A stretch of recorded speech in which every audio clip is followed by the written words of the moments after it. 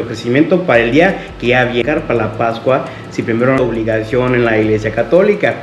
O sea, días que no es obligación y dejamos pasar. Sí, ¿y por qué lo hacemos? Porque el de una realidad del interior que va a tomar el carnaval, lo que pasa en todo el mundo, ¿verdad? Persona de razón que puede, vamos a ayunar 40 días en el desierto y luego lo que va a estar, digamos nosotros, pero que esa...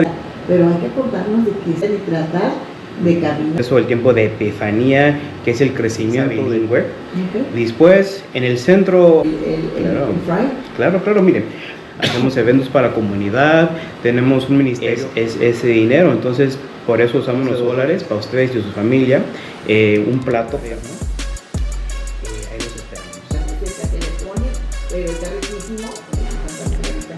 Gracias a mí por darme eso es lo que se trata de ustedes,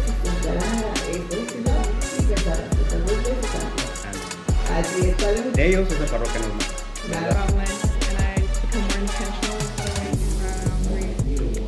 Yeah, so those are every day, as well as we're actively going to be participating in every weekend. So this year I'm coming at it more intentionally.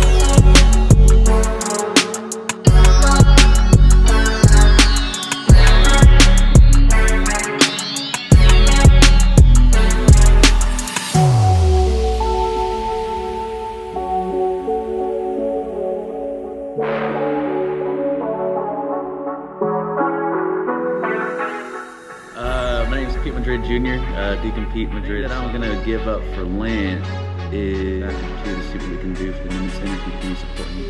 Incorporate more trust in our Blessed Mother, asking for